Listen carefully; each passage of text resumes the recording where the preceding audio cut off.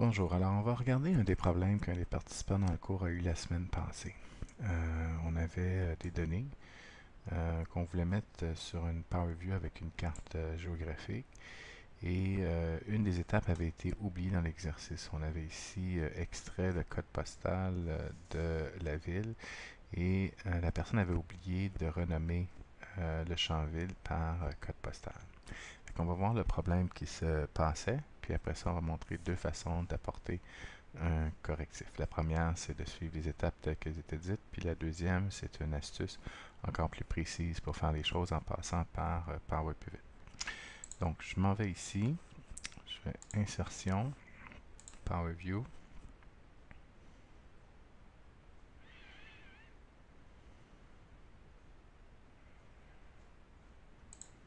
OK.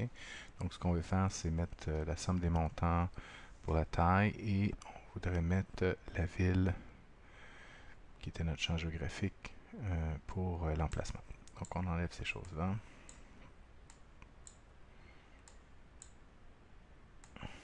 On descend la ville. Et là, on crée une carte. Et ça donne pas du tout le résultat qu'on voulait. On voit rien qui est placé sur la carte. Et la raison pourquoi c'est comme ça, c'est qu'on a un champ qui contient des codes postaux, mais il s'appelle ville. Et puis Excel va se baser, dans ce temps-là, quand on lui donne aucun indice, va se baser sur les noms des champs pour savoir qu'est-ce que c'est. Et là, il prend finalement les codes postaux pour être des noms de villes et il ne reconnaît rien, donc on ne voit rien sur la carte.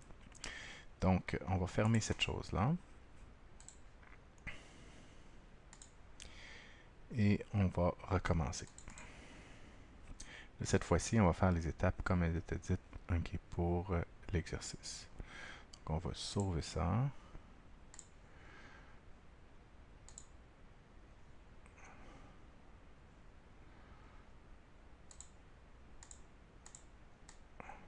Appeler solution 1.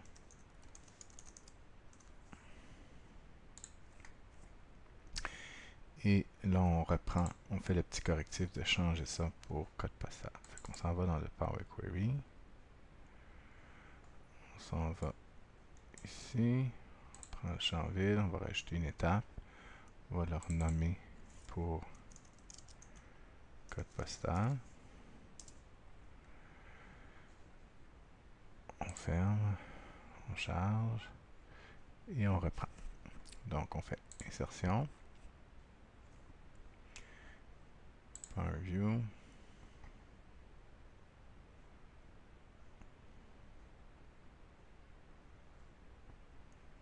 OK. Donc, on enlève ces champs-là.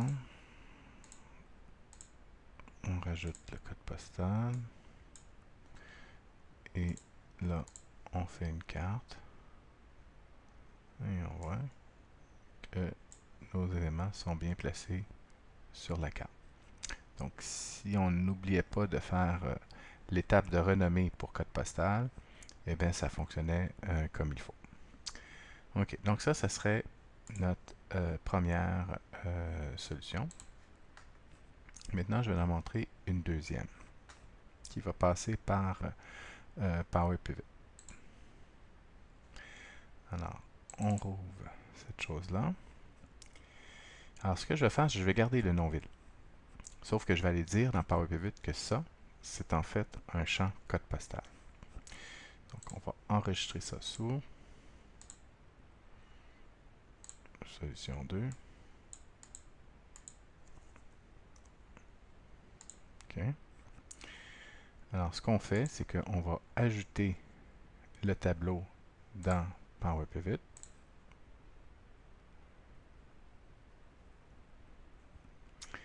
Et sur le champ ville, donc ça c'est quelque chose qu'on n'a pas fait beaucoup dans le cours, en fait on n'a peut-être pas fait du tout, mais dans l'onglet avancé, ici on peut lui dire ce champ-là c'est un code postal. Puis on voit qu'il y a d'autres possibilités. Donc ici je vais lui dire ça c'est un code postal. Je laisse le nom ville, ça n'a pas de sens, mais je vais le laisser comme ça pour vous montrer que ça marche, puis aussi mettre quelque chose en évidence.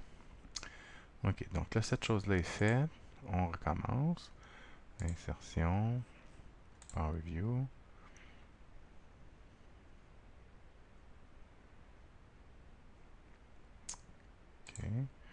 Là, vous voyez, là, le champ ville a un petit icône qui dit que ça, c'est un champ géographique. OK, donc, PowerView maintenant reconnaît cette chose-là comme étant un champ géographique à cause de l'indice qu'on est allé donner dans Power Pivot. Donc, on enlève ces choses-là. On rajoute ça. Et là, on met la carte. Et ça fonctionne bien.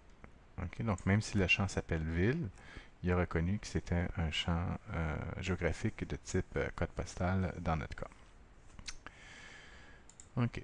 Donc, on va sauvegarder ça. Puis là, on va faire la finale. Donc, la finale, en fait, c'est qu'on va faire les deux.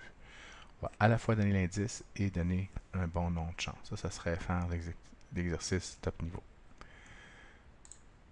C'est pas obligé, mais peut-être une meilleure solution. Donc, on ouvre ça. Et là, on recommence. Enregistrer sous. J'appelle solution 3. Donc, je commence à aller dans Power Query. Je vais aller changer le nom de champ code postal.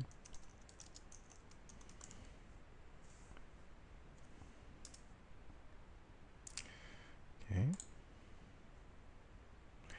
Je vais ajouter un Power Pivot. Prendre le champ. Aller lui dire, oups, ici, que c'est un code postal.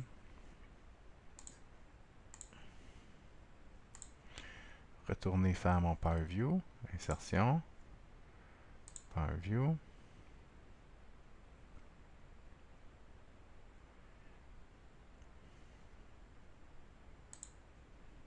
OK, puis là, on voit bien. Bon, le champ s'appelle code postal, c'est que ça a un sens, que c'est vraiment ça qu'il y a. Et en plus, il le reconnaît bien comme un champ géographique. Tantôt, quand on avait appelé le champ code postal, il n'y avait pas le petit icône géographique. Il le déduit à partir du nom du champ. Mais là, il sait exactement que ça, c'est un champ géographique, en fait, que c'est un code postal. Donc, on enlève les choses.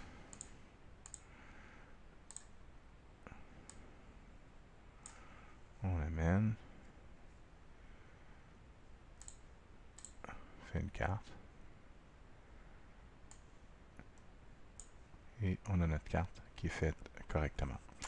Donc ça, c'est la façon qu'on aurait dû le faire. Là, ça aurait été bon d'ajouter cette étape-là dans Power Pivot et d'aller le spécifier. Parce que dans certains cas, on a des champs qui n'ont pas le bon nom dans Power Pivot et on veut leur dire que ces champs-là sont tel type de champ géographique, par exemple la ville ou le département, tout ça. Et ça, c'est la façon pour le faire. Donc ça, c'était la première question, la première réponse aux deux questions qui étaient restées en suspens dans